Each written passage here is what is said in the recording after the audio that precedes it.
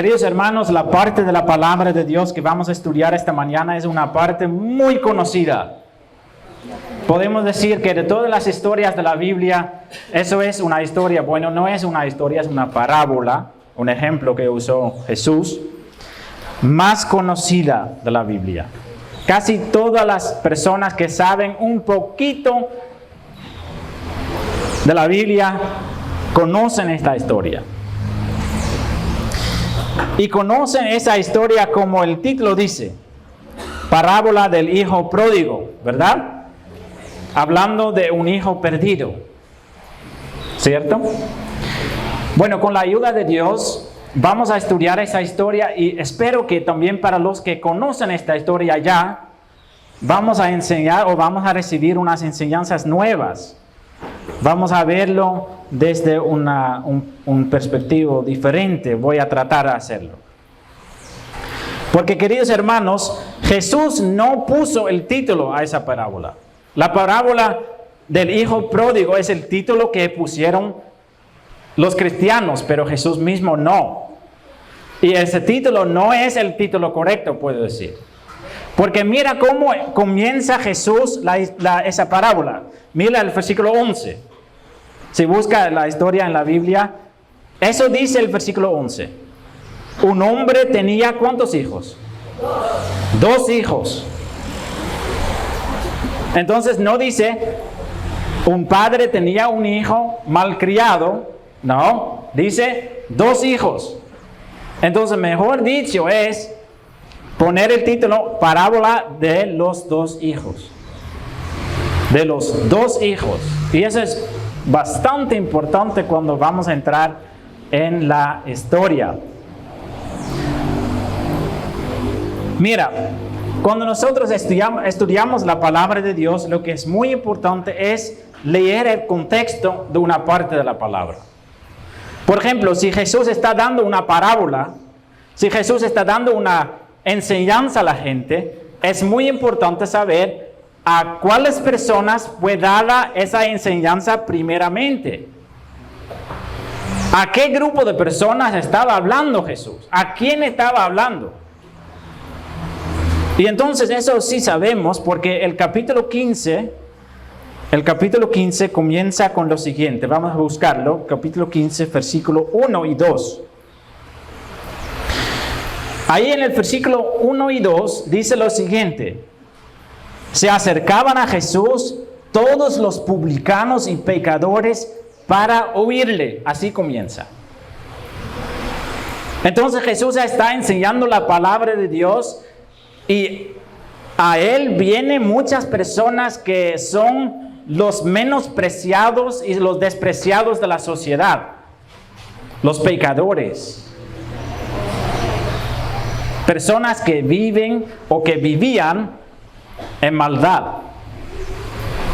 Y publicanos también, que era un grupo aparte, publicanos que eran personas que trabajaban con los enemigos, los romanos, para cobrar los impuestos. Eran personas odiadas por la sociedad. Y entonces Jesús está con personas odiadas y con personas malcriadas, podemos decir. Personas que andan en el mundo perdido. Con esa gente Jesús está andando. Y mira lo que dice ese versículo. Ese versículo dice, se acercaban. Si vamos a estudiar esa palabra en el idioma original de la Biblia, eso significa que esas personas siempre están en su alrededor. Quieren acercarse a Jesús. ¿Para qué? Dice ese versículo. Para oírle. Esa persona quiere escuchar lo que Jesús le va a decir. Está recibiendo las enseñanzas de Jesús. Tiene hambre a escuchar la palabra. Y entonces así comienza. ¿Y ahí qué pasa? El versículo 2 lo dice. Y los fariseos y los escribas murmuraban, diciendo, no menciona el nombre de Jesús, dice, a los pecadores recibe Y entonces Él no quiere distanciarse de los pecadores, no, Él quiere estar con los pecadores y más terrible en la cultura de Jesús, y con ellos come. Jesús mismo está haciendo banquete, podemos decir, con esa gente, está pasando tiempo con esa gente. Fariseos y escribas, la religión, personas religiosas.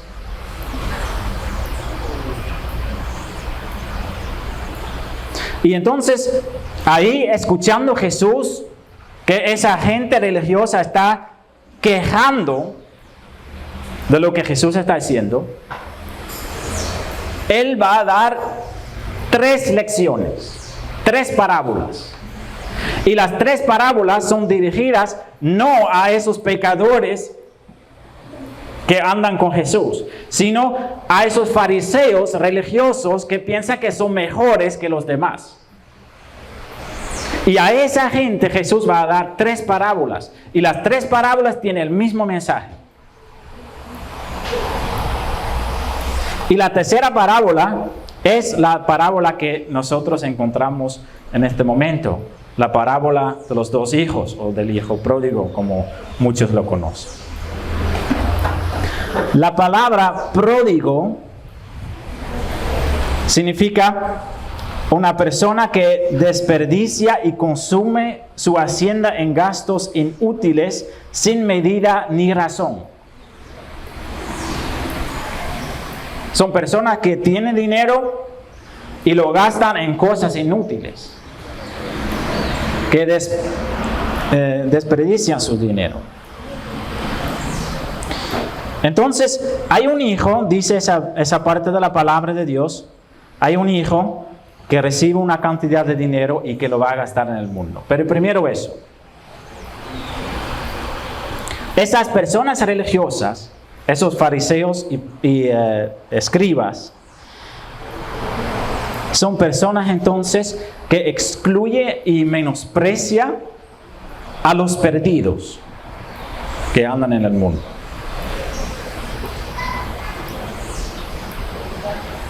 ¿Cómo pensamos nosotros sobre ese grupo de personas que andan perdidos en el mundo? ¿Sabe lo que es el error común de todas las épocas de la tierra? No solo en el tiempo de Jesús, sino también en nuestro tiempo. Especialmente para los cristianos, que viene esa idea que nosotros somos mejores. Porque nosotros visitamos a una iglesia, no andamos tan perdidos como el mundo. Y rápidamente, no lo decimos, claro que no. Y rápidamente nos sentimos mejores. ¿Cierto? Eso se llama religión. La religión sirve a Dios con arrogancia y altivez, soberbia. Personas religiosas son personas que piensan que son moralmente correctas, que son buenas y que son mejores que los demás.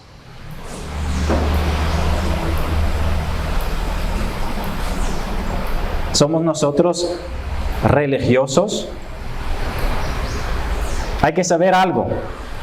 Jesús, durante esos años que Él estaba andando y predicando, Él tenía muchos conflictos, no con los romanos, ni con los pecadores que estaban viviendo en el mundo. Él siempre tenía conflictos con los religiosos.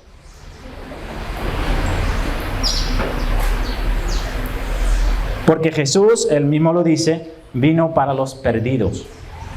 No para la gente que piensa que son buenas. Para ellos Él no vino. Pero lamentablemente nosotros como seres humanos y especialmente iglesias, rápidamente cambiamos en religión, mostrando nuestra actitud hacia el mundo como que nosotros somos mejores, queridos hermanos. No lo decimos, pero nuestra actitud lo refleja.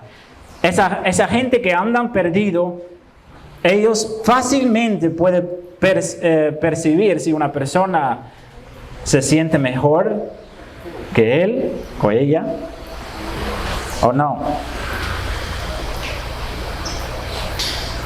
La religión hace reglas humanas en las congregaciones y lo obligan a la gente para seguirlos.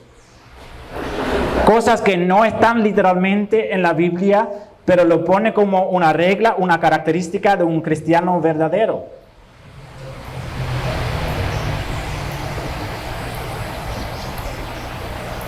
Es muy peligroso que la iglesia de Cristo se cambie en una iglesia religiosa. Una iglesia siempre tiene que ser un lugar en que los pecadores pueden venir sin sentirse menospreciados o despreciados. Entonces nadie por la puerta que dice, no, así no puede entrar, mira qué ropa tiene. No. Nosotros no somos llamados para poner reglas que no están mandadas por Cristo. Cuando Jesús mandó a sus apóstoles al mundo para predicar el evangelio, Él dijo, yo quiero que ustedes enseñen las cosas que yo les he enseñado. Nada más. Nada menos y nada más. Queridos hermanos, es muy importante que nosotros entendamos que si Jesús estuviera ahora en la tierra, creo que no iría a las iglesias. ¿Por qué no? Porque muchas iglesias son hoy en día lugares de religión, de reglas y mandatos.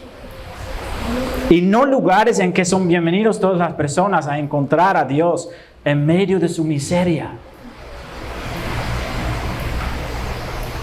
Por eso es muy importante que usted en su pensamiento no una a Jesús a su iglesia o a la iglesia. Jesús no es la iglesia. Jesús es la cabeza de la iglesia. Y de la iglesia significa todos los creyentes de verdad. No estamos hablando de un edificio o una congregación en alguna parte.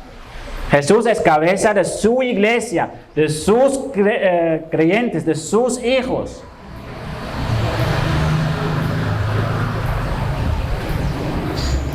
Usted sabe que hay muchas personas que hoy en día se apartaron de la iglesia no porque ya no quieren saber nada de Dios, sino porque son decepcionados por la actitud de la iglesia. ¿Cuántas personas he encontrado ya, queridos hermanos, que dice, ya no voy a la iglesia y ahí sigue una historia triste de rechazo, de reglas humanas, de religión, impedimentos puestos por hombres? Si Jesús estuviera hoy en la tierra, queridos hermanos, ¿saben lo que iba a hacer Jesús? Iría a la calle. No para poner un parlante en una esquina para gritar cosas feas, sino para cuidar a los adictos, a los pobres y a los enfermos, como Él hizo en su tiempo anterior, sanándolos y contándolos del amor de Dios y la salvación, buscando a ladrones y los caídos, a levantarlos y proclamarlos las buenas nuevas de Jesús. Y la lección para nosotros, queridos hermanos, es que nosotros somos llamados a hacer lo mismo. No somos llamados para hacer nuestra propia cosa o nuestra idea, sino ser seguidores de Jesús y hacer lo que Él hizo.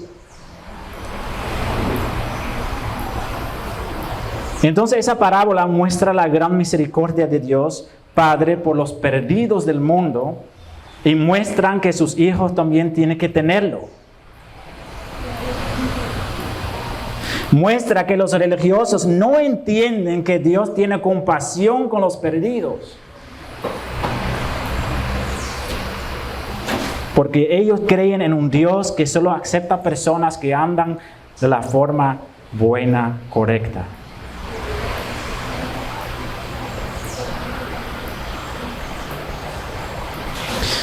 Entonces, la parábola habla de un hijo que pertenece a una familia judía. Es un hijo entonces que creció con la palabra de Dios en su casa. Un hijo que recibió las enseñanzas de la Torá, del Antiguo Testamento. Pero a cierto momento él lo menosprecia. A cierto momento él dice, ya no quiero hacer las cosas de Dios, yo quiero hacer mi propia vida, yo quiero tomar mis propias decisiones. Y ahí él hace una petición a su papá, que en verdad es una petición terrible si lo vamos a ver. Mira la petición que él hace. La petición que él hace es lo siguiente. Él dice en el versículo 12, Padre, dame la parte de los bienes que me corresponde. Ese es lo único que dice. Pero ¿qué dice en verdad ese chico? Él dice, papá, yo quiero recibir la herencia. Papá, para mí demora mucho hasta que muere. Para mí demora tanto que yo quiero tener la herencia ya. No, yo no quiero esperar hasta que está muerto papá. Yo quiero tener mi herencia ya. Eso está preguntando ese chico. Eso es fuerte, ¿no?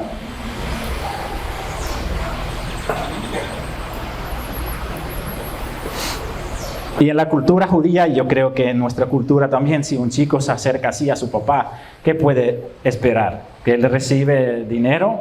Yo pienso que un padre bueno le da duro por una petición así, ¿cierto? Pero ese papá no. Él hace lo que es culturalmente imposible. Ese papá hace lo que dice el chico.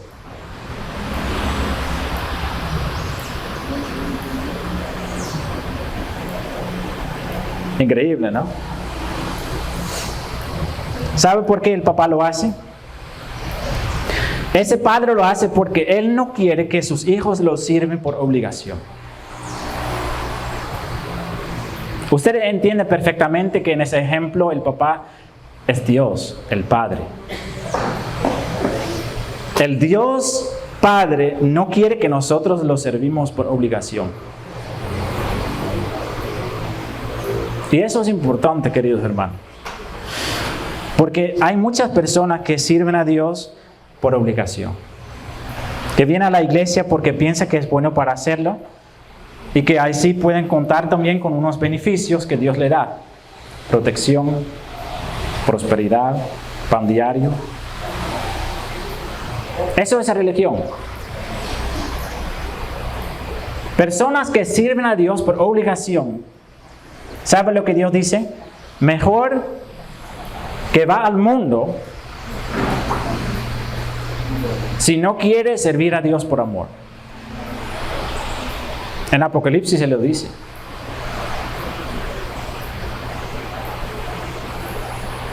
Hay solo dos grupos de personas en el mundo, queridos hermanos. Hay un grupo de personas que sirve a Dios por amor. Y hay un grupo de personas que no quieren servir a Dios o que no lo ama y solo lo sirven por obligación. Eso es lo mismo que estar perdido en el mundo.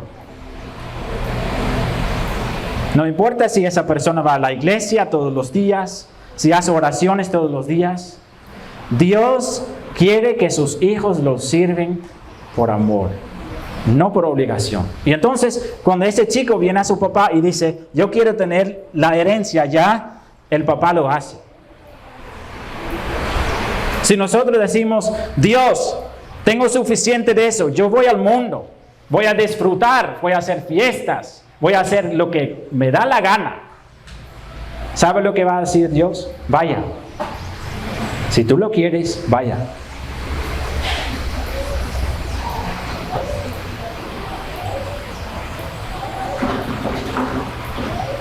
Pero hay que recordar una cosa. Si nosotros tomamos la decisión de dejar a Dios a un lado para ir al mundo, al momento que nosotros morimos, Dios tampoco nos va a obligar para estar en su presencia. Si nosotros preferimos vivir sin Dios, vamos a tener una vida eterna sin Dios. Y esa vida eterna sin Dios se llama infierno. Eso es importante. Si tú quieres ir al mundo, vaya al mundo. Pero tiene que llevar las consecuencias. Y si quieres servir a Dios, ámalo de todo el corazón y no lo sirve por obligación, porque la gente en su entorno lo van a ver. Lo van a ver.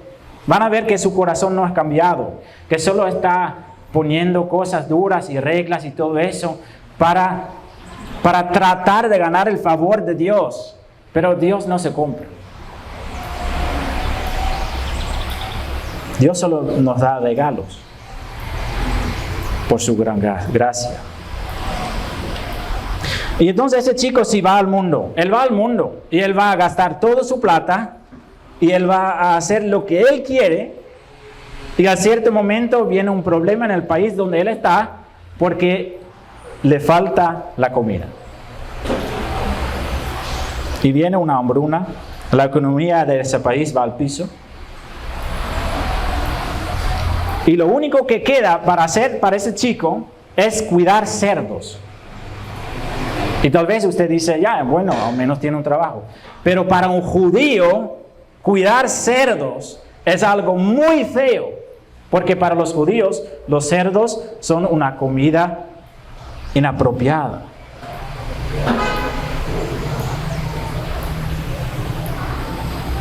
Es un animal impuro. Es un animal que los judíos ni pueden tocar. Y entonces, como último remedio para poder llenar su estómago, él va a cuidar chanchos, cerdos. Y desea llenar su estómago con esa comida de los chanchos, pero nadie lo da. Hasta que él comienza a pensar. Hasta que él comienza a usar su cerebro. Entonces, lo que él dice es, mira, en la casa de mi papá hay muchos siervos y esos siervos tienen una mejor vida que yo, y entonces regreso a la casa de mi padre y voy a tratar de ser contratado como un siervo, no como su hijo, como un siervo, para servir en ese lugar y poder recibir algo para llenar mi estómago. Pero él entiende muy bien que hay un problema entre él y su papá. Entonces, lo que él dice es, yo voy y voy a decir lo siguiente. Versículo 18. Me levantaré e iré a mi padre y le diré, Padre, he pecado contra el cielo y contra ti. Entonces él va a reconocer su error. Él va a decir que fue pecado lo que él hizo. Y hay dos cosas que él menciona. Él dice, ¿he pecado contra quién? ¿Qué dice en ese versículo? Contra el cielo y contra ti. Cuando nosotros caemos en algo, queridos hermanos, a veces hay personas que piensan, cuando cometo un error, nadie lo tiene que saber, solo lo digo a Dios y ahí solucionado la cosa. Pero ese chico lo entiende mejor. Él sabe que él tiene que solucionar las cosas con Dios, el cielo, y también tiene que solucionar las cosas con su papá. Eso es también importante en nuestra vida, queridos hermanos. Si nosotros cometemos errores, lo confesamos a Dios, pero también a la persona que hemos hecho daño. Muy importante. Sobre todo por nuestro testimonio. Y entonces si nosotros, escucha bien, si nosotros como padres cometemos errores hacia nuestros hijos, confesamos nuestros pecados a nuestros hijos. No, eso no hacemos. Sí lo hacemos. para que nuestros hijos entiendan que el pecado no se puede cometer. Y si nosotros hemos cometido un error hacia nuestro vecino, vamos al vecino, no importa qué vida tiene, no importa cuáles cosas malas ha hecho él, confesamos nuestros errores al vecino y a Dios, a los padres y a Dios, al jefe de nuestro trabajo y a Dios. Siempre los dos. En otra parte de la palabra de Dios dice que si una persona va a hacer un holocausto en el templo, podemos compararlo con si una persona va a la iglesia y él se recuerda en el camino que tiene un problema con alguna persona, mejor que él regresa, soluciona su problema, pedir perdón por ese problema y ahí ir a la iglesia. A pedir perdón a Dios, por supuesto. Los dos. Ese chico lo entiende muy bien. ¿Y qué va a hacer el padre? ¿Lo va a aceptar como un siervo? ¿Lo recibirá? Versículo 20 dice, y es el versículo más hermoso de toda esta parte de la palabra de Dios, ¿cierto? Versículo 20 lo dice. Y levantándose, vino a su padre. Qué camino duro. Y cuando aún estaba lejos,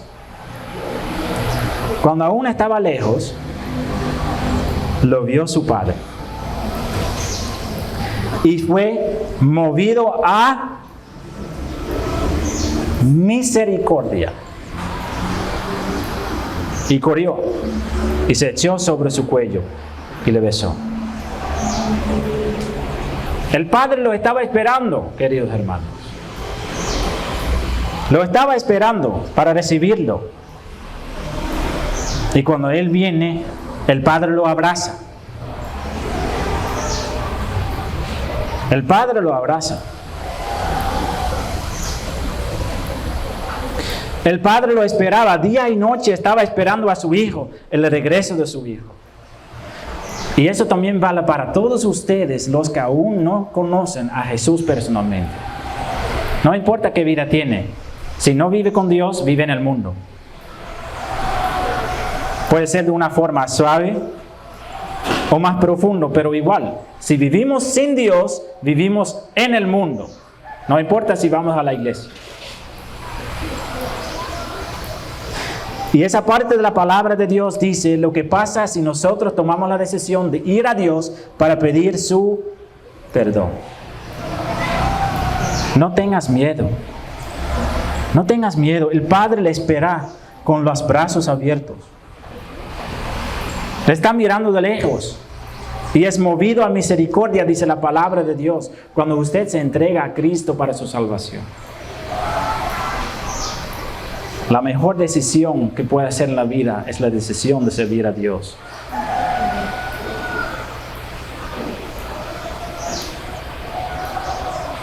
Así fueron recibidos todos esos pecadores que estaban con Jesús. Sobre que esas personas religiosas se estaban quejando. Y entonces ahí el chico trata de hacer su plan original, ¿no? Él dice en el versículo 21, Padre, he pecado contra el cielo y contra ti, ya no soy digno para ser llamado tu hijo. Y él quiere decir las otras cosas también, hágame como uno de los siervos, pero él no tiene la posibilidad de terminar lo que él quiere decir, porque el versículo 22 dice, pero el padre no está escuchando a su hijo. El padre dice a sus siervos, saca del mejor vestido y vestidle y poned un anillo en su mano y calzado en sus pies. Y más adelante dice, ¿por qué? Porque mi hijo muerto era. Él no lo quiere como un siervo. Dios no quiere a nosotros como sus siervos. Sí, Él quiere que nosotros lo servimos y que somos sus siervos, pero no de esa forma, de servirlo por obligación. sino de servirlo por amor, queridos hermanos, siendo sus hijos.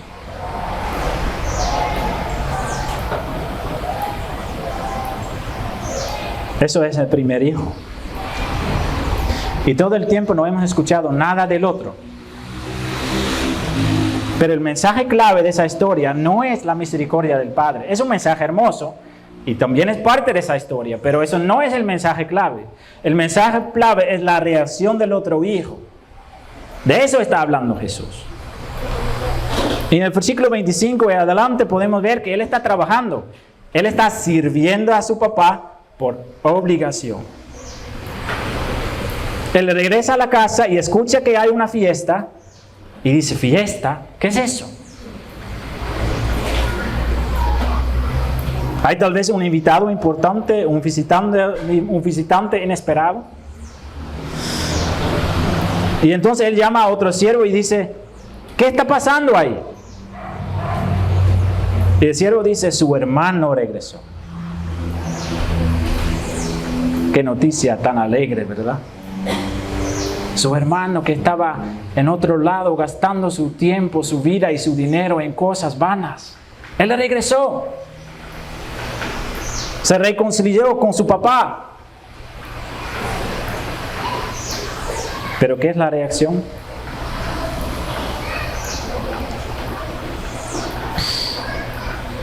Versículo 28. Entonces se enojó. Se enojó. Él no quiere ser parte de esa fiesta. Él no quiere ser parte de una fiesta en que ese malcriado que regresó a la casa está presente celebrando su reconciliación con su papá. Él no quiere estar en ese lugar. ¿Por qué no? Porque ese hermano menor de él lo menosprecia. Él menosprecia a su hermano menor. Ese, ¿cómo lo dice?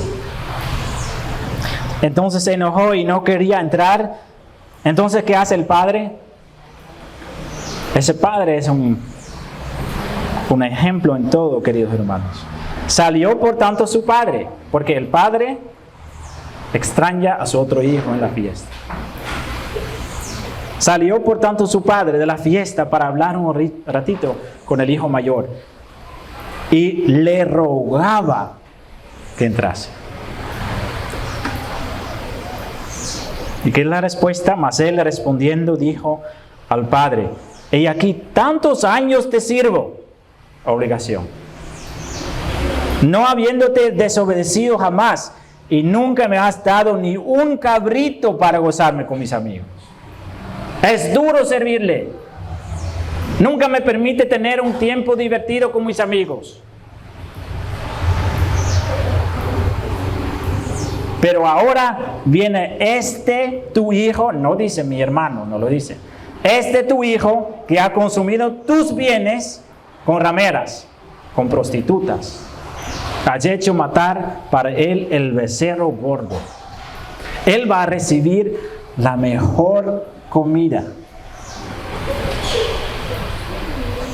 Y lo que él dice es, eso no es justo. Yo merezco las bendiciones. Porque yo siempre soy obediente. Yo siempre hago las cosas correctas. Yo siempre sirvo a ti. Eso es la religión.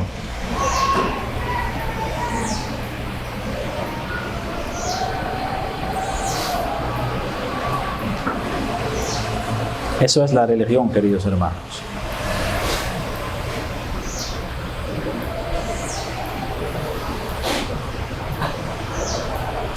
¿Y qué dice el padre después de eso? El padre dice, hijo mío, tú no lo entiendes. Hijo, tú siempre estás conmigo y todas mis cosas son tuyas. Ese chico no entiende lo que está pasando. Él no necesita tener una fiesta. ¿Por qué no? Porque él siempre está en su presencia de su Padre. Y él siempre recibe las cosas porque todas las cosas del Padre son de él.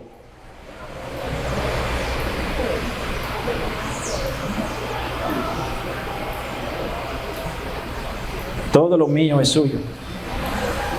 Tu hermano era muerto y ha revivido. Se había perdido y es hallado.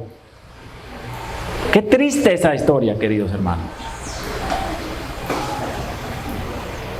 ¿Cómo reaccionamos nosotros si entran personas en la iglesia de lo que sabemos algo de su pasado malo? De lo malo que era. Decimos, mira, esa persona también en la iglesia. ¿Cómo es posible que permiten este tipo de personas en la iglesia? Eso es religión. ¿Cómo permite que una persona así entra en la iglesia? ¿Cómo es posible que esa persona está dando clases en la escuela dominical? Otra cosa. Eso es el orgullo religioso que rechaza a los demás y que piensa que nosotros somos mejores. Queridos hermanos, nosotros tenemos que entender que la palabra de Dios varias veces dice que para Dios no hay acepción de personas. Tenemos que entender, queridos hermanos, que un vagabundo, un adicto que anda en la calle, para Dios tiene el mismo valor que el presidente de la República.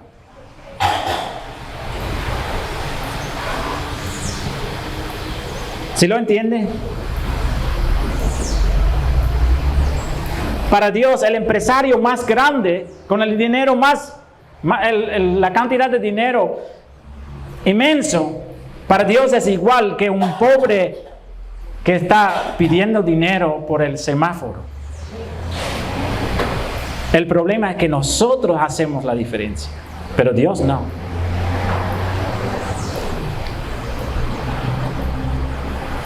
Y Dios dice que Él vino justamente para esas personas que andan perdidas. Porque los que tienen todo, ¿para qué necesitan a Dios? Y si menospreciamos nosotros a esas personas que andan perdidas, significa que nosotros somos como el hijo mayor. Que no queremos estar gozosos festejando la salvación de un alma perdida por nuestro orgullo. Yo todos los días pasando en la iglesia, haciendo mis obligaciones, pagando mis diezmos, pagando las ofrendas, haciendo todo lo que tengo que hacer y no hay gozo, no encuentro gozo. ¿Por qué no? Porque el amor de Dios no está en el corazón. Estamos cerca, pero fuera del reino de Dios.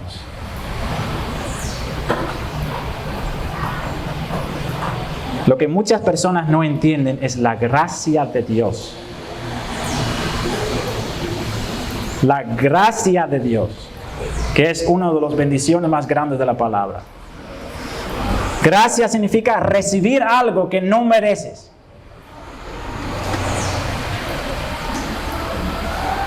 Gracia es recibir perdón de nuestros pecados sin hacer algo.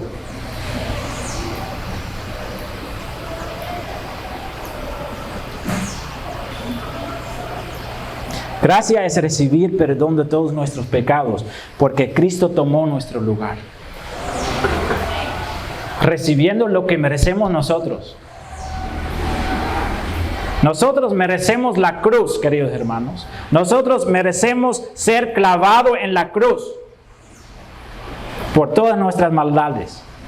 Pero Cristo dijo, yo voy a tomar ese lugar para mostrar mi gracia, para que ellos puedan recibir perdón de sus pecados, aunque no han hecho nada para recibirlo. El perdón de Dios no se puede comprar. ni con su buena actitud, ni con sus buenas obras. El perdón de Dios solo puede recibir como un regalo inmerecido, por gracia. Y entonces, si yo recibo perdón por gracia, y otra persona también lo recibe, mucha razón para gozarnos. No importa cómo esa persona estaba perdida. Lo que importa es que Dios está mostrando su amor y gracia a un alma más. Entonces esa historia, queridos hermanos, habla de dos hijos perdidos. Dos hijos perdidos. Uno está perdido en el mundo y el otro está perdido en la religión. Pero con religión no se entra en el cielo. Ni con servir al mundo tampoco. Solo por la gracia de Jesucristo. Solo por el perdón que Él nos da gratuitamente. Si nosotros lo queremos recibir. Cada persona que piensa que él puede entrar en el cielo por su buena actitud, está andando en el camino de religión. Nadie entra en el cielo por su buena actitud. Nadie entra en el cielo por su buena manera de actuar, por sus buenas morales, por ser mejores que otros. Todos que entran en el cielo entran por la gracia de Dios, porque Cristo tomó nuestro lugar de condenación.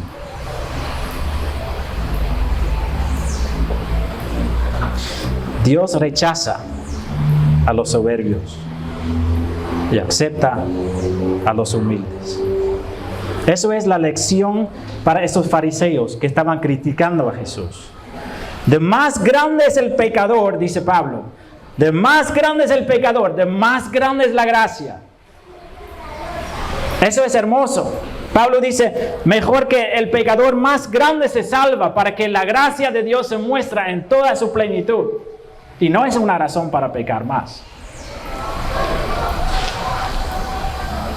No es para seguir pecando, sino para abrazar la gracia. No importa qué vida tenemos, no importa cuáles cosas hemos cometido en el pasado. Los brazos están abiertos. 3 parábolas. Y las 3 parábolas terminan de la misma manera. La primera parábola habla de la oveja perdida. Y el fin de esa parábola en el versículo 7 dice: os digo que así habrá más gozo en el cielo por un pecador que serpiente que por 99 justos que no necesitan el arrepentimiento. Perdido en el mundo, religión. Pero lo más importante es la fiesta. La fiesta. El gozo. Parábola de la moneda perdida. Así os digo que hay gozo delante de los ángeles de Dios por un pecador que se arrepiente. Así termina. Y en el versículo 32, el fin de esa parábola que estamos estudiando esta mañana. Mas era necesario hacer fiesta y regocijarnos. ¿Los cristianos pueden hacer fiesta? Sí, queridos hermanos. Por favor, si usted va a leer la Biblia bien, puede ver que los cristianos hacen muchas fiestas. Pero son fiestas de otro tipo, claro que sí. Son fiestas de verdad. Son fiestas de gozarnos sobre la gracia de Dios. Y como Él está salvando a las almas. Si usted conoce ese gozo, lo puede decir en mi propia experiencia. Si usted una sola vez ha visto como una persona abraza a Cristo y recibe la salvación y va a cambiar, eso es un gozo tremendo. Eso es tan hermoso, queridos hermanos. Por eso mira, servir en el reino de Dios no es fácil. Pero si Dios está obrando y cambiando vidas, eso me da un gozo, queridos hermanos, eso me da un gozo tremendo. Si puedo ver a Dios, sabiendo que al momento que un pecador abraza a Jesús como su Salvador, que hay gozo en el cielo y gozo aquí también en la tierra, por los que están orando y luchando para rescatar una vida. 3 parábolas y los 3 terminan con fiesta. Los 3. Porque Dios es bueno, queridos hermanos. Dios recibe hijos perdidos. No importa si estamos perdidos en el mundo o perdidos en la religión. Deja la religión atrás. y vaya a Cristo a servirlo. No a las reglas humanas, no a todo lo que pone impedimentos para recibir la gracia de Cristo en nuestra vida, queridos hermanos. Deja el mundo atrás, deja la religión atrás, para ir a los brazos del Padre Celestial. Amén. Amén, queridos.